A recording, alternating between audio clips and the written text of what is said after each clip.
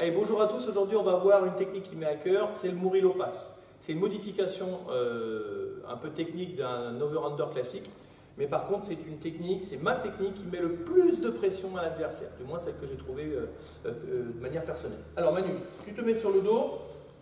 On va expliquer brièvement déjà comment rentrer dans un over-under, parce que quand on rentre dans un over-under, c'est pour coller l'adversaire, et si je fais une entrée un peu, comment dire, aléatoire avec des membres qui sont écartés, je vais avoir plus de mal parce que généralement quand je veux coller, c'est que l'adversaire a une garde araignée ou une garde à distance.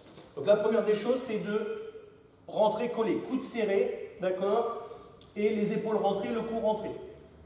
Ça, pour éviter que l'adversaire vienne vous prendre, pardon, comme ça, voilà, regardez, je suis collé, voilà, tous les membres, voilà, au minima, d'accord?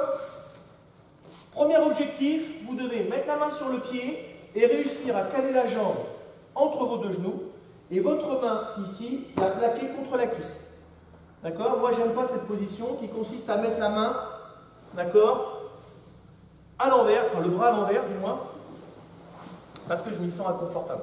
D'accord? Moi, je n'aime pas du tout ça. Celle-ci, voilà, ça c'est over-under classique. Ensuite, on va lever, on va décaler là.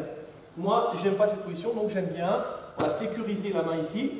Serré, d'accord, et toujours être compact. Cette main-là va se mettre au niveau de la fesse. Pour tout à l'heure, lever l'adversaire et faire grappiller une saisie tactique à cette main-là. Donc je rentre. 1, 2, d'accord. Le genou ensuite, il est là, il est calé, il est verrouillé. D'accord, je saisis au niveau du kim, soit là. La ceinture, j'aime pas trop, j'aime bien le pantalon ici. Et cette main-là. Tout de suite, je plante ma tête. Je ne cherche pas à la mettre sur le côté avec l'épaule. Je plante ma tête pour faire endurer en fait à l'adversaire une pression continue. D'accord? On met ça en image. Une pression continue, c'est quoi? C'est si je pousse et qu'il défend, là, qu'il ne puisse pas voilà, m'envoyer au plus loin possible. C'est-à-dire qu'il pousse, là il est fatigué, il revient en arrière, bam! Et à chaque fois, je gagne du terrain. Là, il essaie de... Hop, encore une fois, voilà. D'accord? La défense à chaque fois est assommée par votre pression. Je ne sais pas si c'est très clair, mais c'est essayer de garder une pression continue quand vous attaquez un adversaire. D'accord? Ne pas rompre en fait votre attaque. Donc je suis ici, je reste collé. À partir de là, je ne dois plus le lâcher. Cette main-là, je mets la tête et là, vous allez voir, mon coude va m'aider à verrouiller en fait cette jambe entre mes deux genoux. Et je vais mettre une pression tout de suite là, sur l'adversaire. Regardez bien mes pieds. Voilà, là, il encaisse déjà fort, je le sais.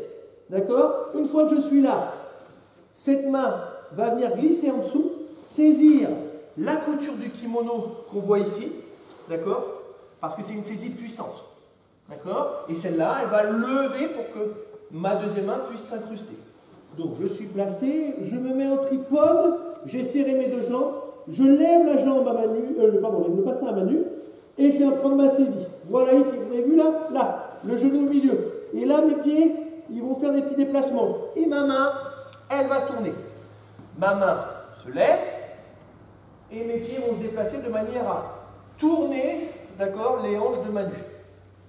Toute ma force dans la même direction. Je suis clair, Manu, tu penses? Bon, ok. Alors, on y va. On est ici, je recommence. Je lève, je place la jambe, je suis en tripode. Je pousse là, bien fort sur la tête. Je lève, j'installe ma saisie. Et là, regardez bien, je tourne et je pousse. En même temps que je pousse, boum, je place l'épaule. D'accord? Pour maintenir la pression au niveau du plexus. Et là, je fais des petits pas, des petits pas. Comme ceci, là, je pousse très fort, très fort. La tête, elle, est passée du ventre. D'accord? Elle est passée du ventre au sol. D'accord? On va le faire peut-être comme ça, allez. On se sent juste pour que, voilà, on voit les petits déplacements au mouvement de genoux. Ici, vous avez vu la main, elle est là. J'ai placé, je lève, je mets l'autre main. Maintenant, elle est là, elle peut appuyer, là, regardez bien. Hop, je fais la transition. Je plante ma tête au sol. Regardez bien la main. Elle pousse, et là, regardez mes pieds. Voilà, et je mets le maximum de pression. Si vous sentez que là, vous êtes trop loin, il faut remonter. Voilà, comme ça, n'hésitez pas à avoir les fesses en l'air. 1 et 2.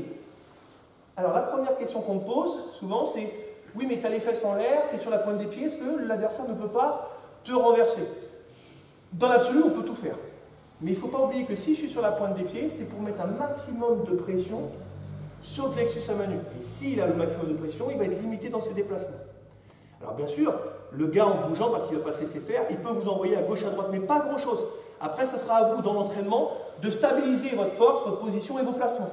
Ce n'est pas moi en une vidéo qui veut vous apprendre à le faire. Moi, je vous explique les points de détail, et après, c'est à vous de travailler. Moi, quand j'ai commencé, au début, je me suis pris des triangles.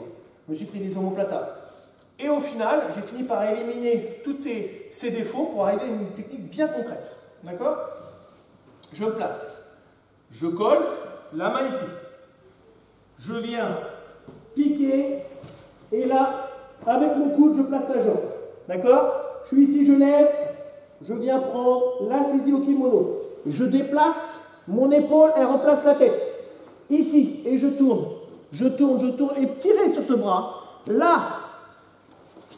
1 et 2. D'accord? Après le reste, c'est de l'entraînement. N'abandonnez pas une technique. Une fois que vous avez fait 2 over-under ou 2 mouvements pas, moi j'y arrive pas, je prends toujours des triangles, c'est que vous faites une erreur. Revoyez la vidéo, retravaillez vos placements. D'accord? Chaque placement correspond à un individu. Bien, alors, pour la suite, on verra dans une prochaine vidéo le Murillo Pass en demi-gamme. Sur ce, Manu, à la prochaine vidéo.